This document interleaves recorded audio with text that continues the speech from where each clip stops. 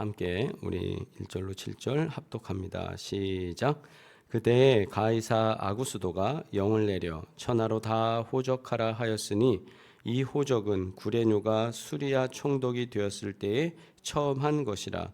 모든 사람이 호적하러 각각 고향으로 돌아가매 요셉도 다윗의 집 족속이므로 갈릴리 나사렛 동네에서 유대를 향하여 베들레헴이라 하는 다윗의 동네로 그 약혼한 마리아와 함께 호적하러 올라가니 마리아가 이미 잉태하였더라. 거기 있을 그때에 해산할 날이 차서 첫 아들을 낳아 강보로 싸서 구유에 누웠으니 이는 여관에 있을 곳이 없음이러라. 아멘. 할렐루야.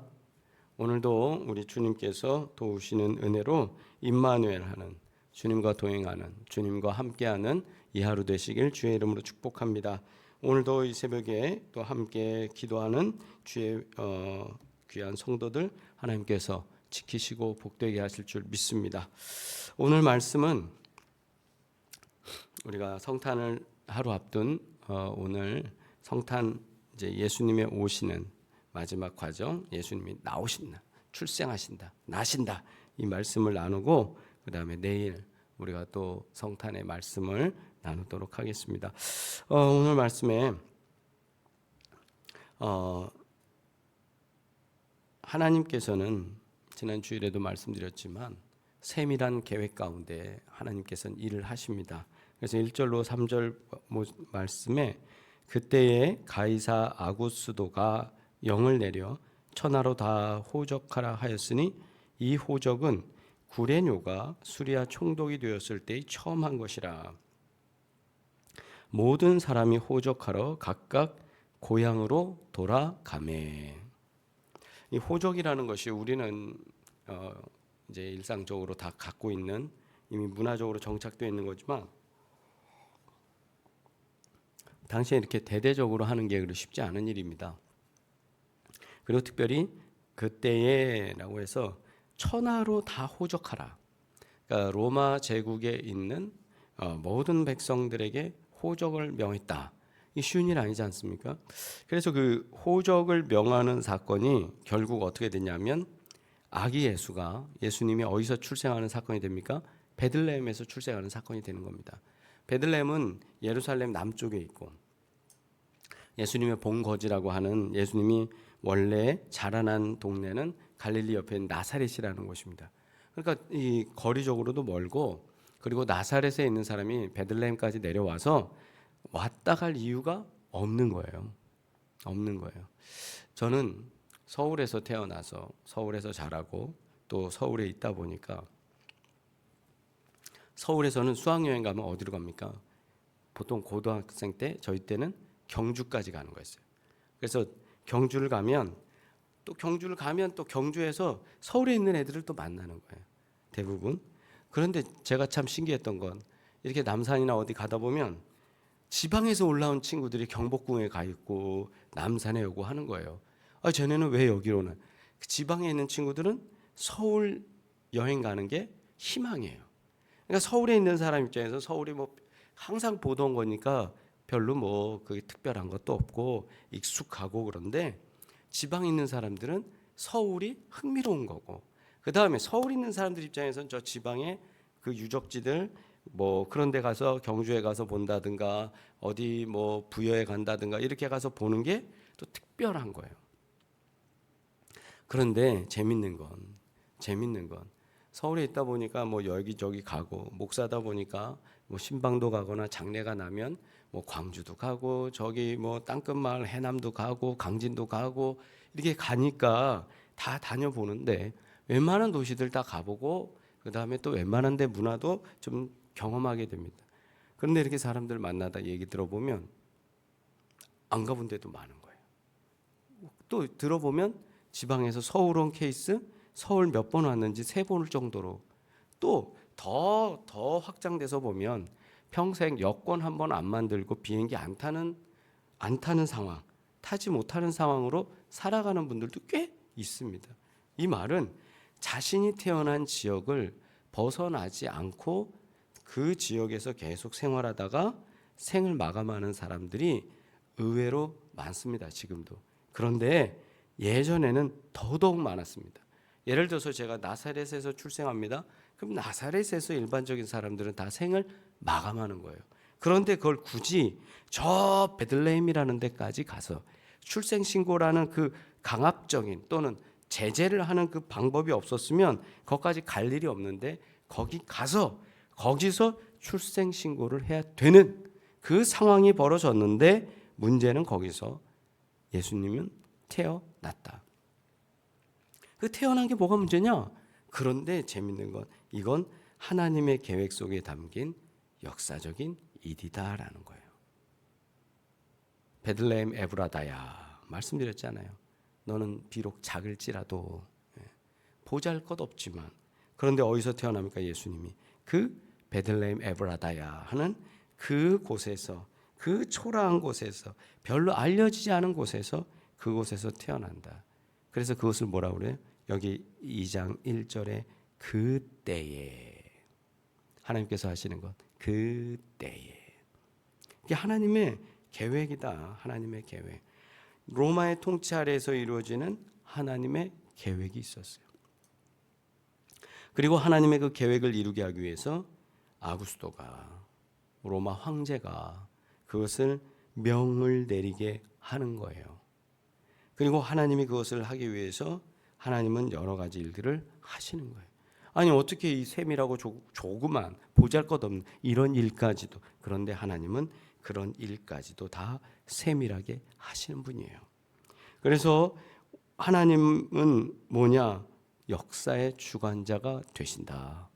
그래서 우리가 영어로는 역사를 어떻게 말합니까? 히스토리라고 그래요. H-I-S-T-O-R-Y 히스토리. 근데 거기에 많은 학자들이 그렇게 얘기해요. His story.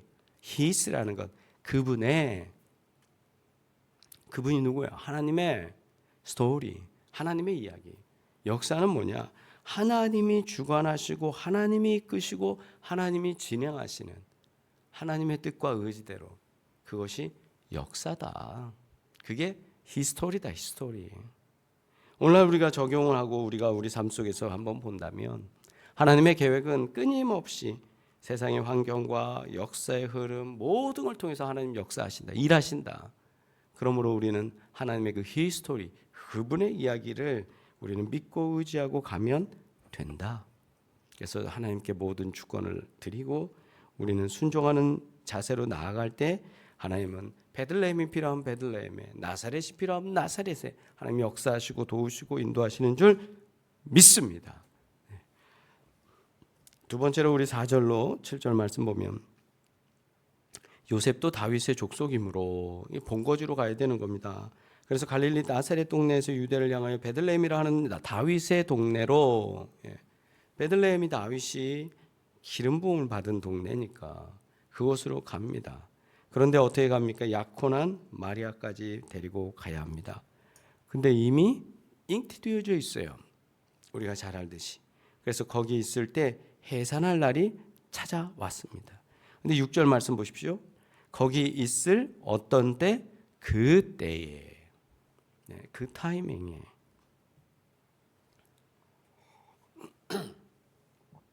하나님께서는 언제나 그 타이밍에 역사하시는 줄 믿습니다. 그 때에. 언제는 하나님이 준비하시는 때. 그래서 그 방식은 하나님이 정하시고 하나님이 이끄시고 하나님이 역사하시고 그래서 그때에 어떤 일이냐 해산할 일이 다 차게 만드신 거예요. 아니 아이 출생도 다 하나님 뜻이 있다니까요. 아이 출생도.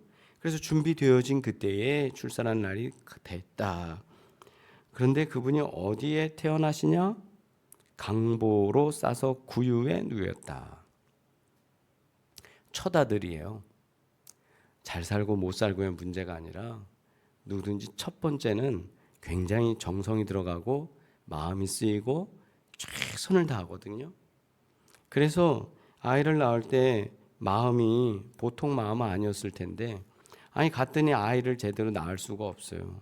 뭐 산파가 어떻게 됐는지도 자세히 우리의 기록에는 없습니다. 그런데 여기 보면 처다를 낳아서 어디 누웠냐? 구유에 누웠다. 구유에.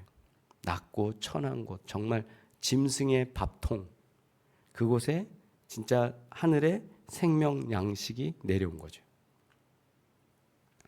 하나님께서 도우시는 그 귀한 은혜로 말구유에 탄생을 하시는데, 이것은 낮아짐의 의미다. 겸손하신 왕, 그분이 우리 가운데 오셔서 우리 인류의 모든 죄를 구속하여 주신 줄 믿습니다. 이 낮아지는 하나님의 은혜. 그러면서 가장 낮은 곳에서, 가장 겸손한 곳에서 구원을 다시 시작하시는, 거기서부터 다시 이렇게 올라오는 그런 놀라운 은혜가 있습니다. 세 번째로 하나님의 임재를 통한 소망을 우리에게 주시는데, 그것은 바로 말구에 누이신 예수님. 그것은 단순히 출생 그 자체로만 끝나는 게 아니라 그가 하시려고 하시는 일은 뭐냐? 높은 사람에게만 있는 하나님이 아니라 from down to up 되는 거죠. bottom to up 되는 거죠. 가장 바닥에서, 이 바닥에서부터 시작해서, 밑바닥에서부터 시작해서 다시 위로 올라가는, 그러면서 모든 사람을 구원하기 위해서 오신 주님의 은혜다. 이게 바로 임마누엘. 임마누엘이다. 임마누엘이다. 하나님이 우리와 함께 계시다. 이 귀한 은혜를 가지고 우리가 오늘도 믿음 안에 살아갈 때 하나님께서 도우시는 귀한 은혜가 임할 것이며, 특별히 성탄의 그 감격이 우리 안에 있을 줄 믿습니다. 다시 말씀을 정리합니다. 하나님의 계획은 역사의 흐름을 주관하고, 하나님은 그때에 역사하시는 줄 믿습니다. 또한 하나님은 예수님을 낮은 자리에서 태어나게 하셔서 온 인류를 구원하기 위해서 모든 사역을 하셨습니다. 셋째로 하나님께서는 우리 삶 가운데 임재하셔서 우리에게 임마누엘 하시고 우리를 소망 가운데 이끄시는 분입니다. 이것을 믿고 오늘도 하루 생활할 때 하나님의 복된 은혜가 역사되길 주의 이름으로 축원합니다. 함께 기도드리겠습니다. 거룩하신 주님,